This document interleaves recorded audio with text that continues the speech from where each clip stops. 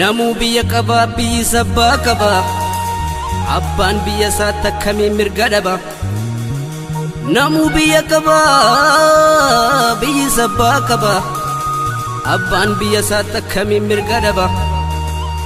Jettee nurraa kaasuu farqoota gabrummaa nuuf eegalte daandii qabsoo bilisummaa. Nuuf eegalte daandii qabsoo bilisummaa.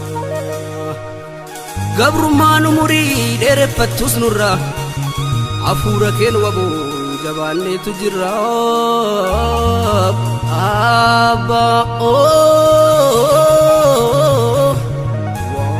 Wabookoo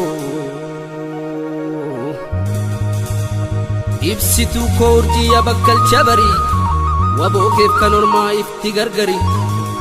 Ibsituu koo urjii abakkalcha barii wabookeef kan ormaa ifti gargari. Ifiitii angayii Oromiyaa walga'ii gaara meeqa baatee boolla meeqa buute hundee gabroonfataa gootummaa keerraafte. Dukkanni gabrummaa wanjoon abbaa irrummaa waboo abdii sabaa sumaan turuuramaa. Waboo abdii sabaa sumaan turuuramaa.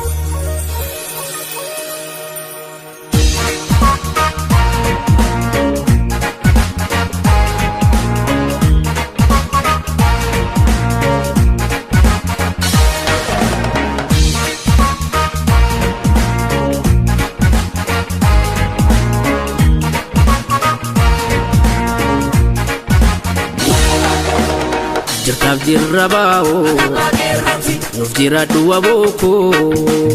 Jirtaaf jirra baa'oo nuuf jiraadhu wabookoo.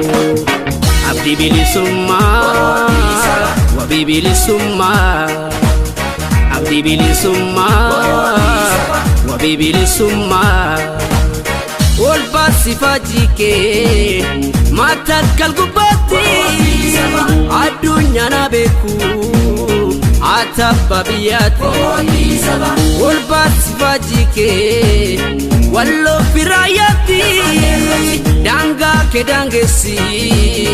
Atabba biyyatti ol baasifaa jiikee moyyaalee gubbaatti daangaa kee daangessi. Atabba biyyatti hangafticha qabsoo abbaa qirroof karree fuli urga ormaa gaharraan barree. Qirroof karree fuli urga ormaa gaharraan barree. Wabootti baanee abaa'uutti baanee. Wabootti baanee abaa'uutti baanee. Jirtaaf jirra baa'oo nuuf jiraadhu wabookoo. Jirtaaf jirra baa'oo nuuf jiraadhu wabookoo. Abdii bilisummaa wabii bilisummaa. Abdii bilisummaa wabii bilisummaa.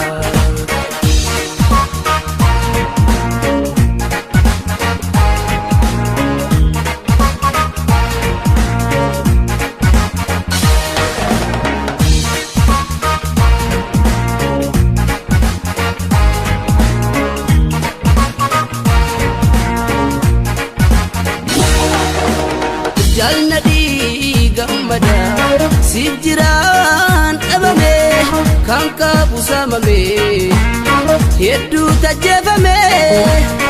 Inni kan lubbuudhaan harka miila dhabe inni kan qaama safkaana gartuu dhabe. Awwaalchallee dhabde allaattiin si nyaattu gola onnee kooti simbaafatu. Eelteetta nu baasuuf waboo wanjoo diina jalaa baafaduun jennee waboo wal'aame qawtaala. Imalli qabsoo kee waboo galmaa ga'uuf turuu. Abshir dhugaa kan kee namni haaluun jiru. Bosonatti galtee waboo mukanyacha kanoma chariste daga burafacha ati hinawine murati firashi dinarasa turte wabo idate gilashi basi fajike mine kubati atkala chakapso wabo ajigana mati sikuda lekero wabo kangabru mambane kota sanyilencha wabo tibane abahu tibane wabo tibane abahu tibane